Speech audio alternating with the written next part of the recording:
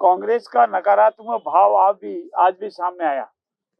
ये सही है कि राजस्थान पंचायती राज अधिनियम 1994 में धारा 19 में 2 से अधिक संतान होने पर उस उम्मीदवार को उम्मीदवारी अयोग्य होने का प्रावधान तत्कालीन समय में सन 90-91 के काल में सन 94 में माननीय भैरव सिंह जी जब तत्कालीन मुख्यमंत्री हुआ करते थे तब कहा गया था।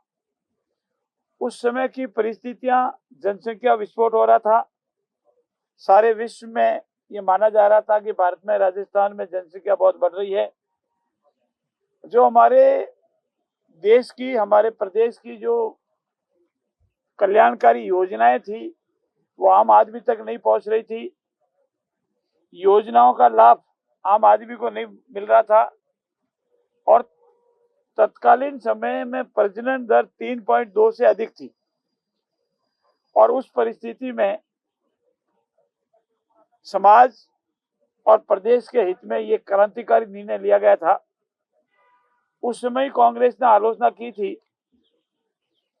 और जब हमारे यशस्वी मुख्यमंत्री आदरणीय वसुंधरा राजे जी ने अपने काल में एजुकेशन के प्रावधान जोड़े थे तब भी कांग्रेस ने आलोचना की थी और स्वयं कांग्रेस ने शिक्षा का जो आधार था उसको हटाया था।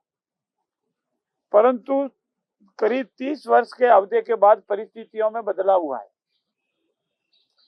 जनसंख्या विस्फोट रुक गया है और तत्कालीन समय में जो प्रजनन दर 3.2 थी वो घटकर के मात्र 2 रह गई है।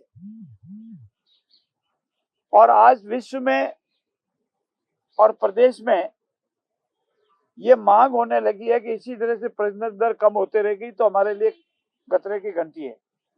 हमारा प्रदेश युवाओं का प्रदेश और हमारा देश युवाओं का देश माना जाता है, लेकिन जिस तरह से अनेक समाजों में, अनेक प्रदेशों में जनसंख्या की प्रजनन दर जिस तरह से घटती जा रही है, सभी आर्थिक विशेषज्ञों ने, कानून के जानकार लोगों ने, समाज के प्रबुद्धजन ने पिछले 2-3 सालों से भी अधिक समय से निरंतर ये राय दे रहे हैं कि अब जैसा पूर्व में सरकारी अधिकारियों, कर्मचारियों के प्रमोशन पर 2 से अधिक संतान होने पर बाधित थी, उसको हटाया गया। उसी तरह से जो योग्यतम व्यक्ति है उसकी योग्यता को मात्र इस आधार पर नहीं रोका जावे कि इससे 2 से अधिक संतान है। योग्यता की पहचान करने, पंचायत राज में योग्य व्यक्तियों को लाने के लिए ये पूर्ण रूप से महसूस किया गया कि 2 से अधिक संतान होने के आधार पर उसकी योग्यता है उसको समाप्त किया जावे और योग्य व्यक्तियों को चुनाव लड़ने का अधिकार दिया जावे। मैं ये तो मानता हूं कि संवैधानिक प्रावधान के अनुसार चुनाव लड़ने का अधिकार नहीं है, लेकिन अगर हम योग्य व्यक्तियों को अधिकार नहीं देंगे तो हमारा जो मूल उद्देश्य है राम राज्य का, पंचायत राज्य का, स्थानीय नागरिक, स्थानीय सरकार का, वो पूर्ण नहीं होगा।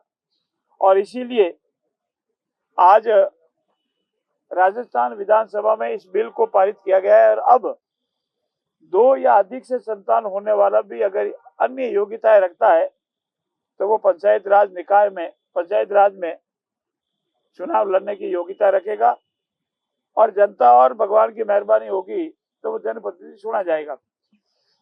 इसमें किसी का कोई दबाव नहीं है, न किसी के विचारधारा का कोई टकराव है। इसमें जो कुछ भी है वो योग्यता की पहचान, प्रजनन दर कम होना, सरकारी योजनाओं का लाभ जन जन तक पहुंचना, अनेक समाजों की आवाज, और इसीलिए ये क्रांतिकारी कदम उठाया गया। ये कांग्रेस का आधार पूर्ण रूप से गलत है। साइंटिफिक सर्वे हर वर्ष होता है और उसी के आधार पर ये प्रजनन दर का आधार बना है। समाजों की आवाज हर समाज में आती है। जनसंख्या जैसे घट रही है उसकी आवाज दिनों दिन उठ रही है और जब जनसंख्या की प्रजनन दर 2 आ गई, 2 से नीचे होने तो खतरनाक स्थिति हो जाती है।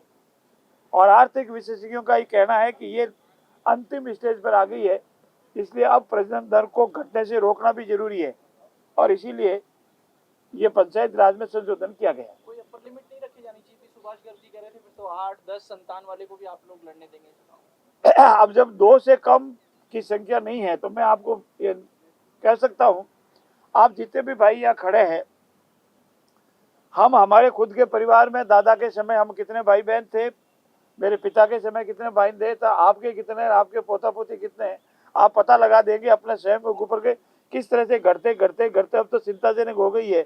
कभी जमाना था हम दो हमारे दो, अब हो गया हम दो हमारे एक। इसीलिए अब समाज में हर व्यक्ति में, हर बहन बेटी में, हर भाई में ये जागरूकता आ गई है। अब कोई ऐसा जबरदस्ती थोपने की आवश्यकता नहीं है। जब स्वयं जागरण पैदा हो जाता है तो इसकी कानून बनाने की कोई आवश्यकता नहीं। क्या इसको पार्टी को भी कोई फायदा मिलेगा आगामी पंचायती राज चुनाव में, ऐसा लगता है आपको? हम ऐसे आधारों पर चुनाव में नहीं जाते हैं, हम विकास के आधार पर चुनाव में जाएंगे। और चूंकि आज कई माननीय कांग्रेस के विधायकों ने ये कहा है कि आप जानबूझ करके चुनाव नहीं करा रहे, मैं आपके ज्ञान के लिए बता दूं, राजस्थान सरकार ने पंचायत राज में चुनाव कराने की सारी प्रक्रियाएं पूर्ण कर ली है। अब चुनाव कराने वाली जो हमारी स्वतंत्र निकाय है उसकी जिम्मेवारी है कि वो कब चुनाव करावे।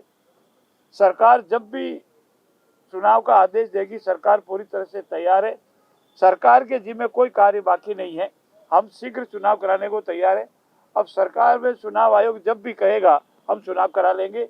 और इस आधार पर कि हमने जनता को ये योग्यता का एक फायदा दिया है, इस आधार पर नहीं जाएंगे। हाँ, समाज में मैसेज जाएगा कि ऐसी फालतू बंदिश थी उसको हटा दिया है, समय की आवश्यकता के अनुसार हटाया है। पर फिर भी राजस्थान की सरकार ने पिछले 2 वर्ष में जो विकास के अभूतपूर्व कार्य किए उसके आधार पर, जो सरकार में एक मैसेज दिया उसके आधार पर राजस्थान संपन्न राज्य बने, विकसित और समृद्ध राज्य बने, इसके आधार पर और लोकतांत्रिक व्यवस्था को पुनर्जीवित किया, इस आधार पर हम चुनाव में जाएंगे। देखिए, हमारा ये मानना है कि तत्कालीन समय में योग्यता को आधार पर लिया गया, कांग्रेस सरकार ने हटा दिया। और अभी हमने महसूस किया कि जो भी निर्णय लिया वो ले लिया है, उसको अब बदलने की आवश्यकता महसूस नहीं की।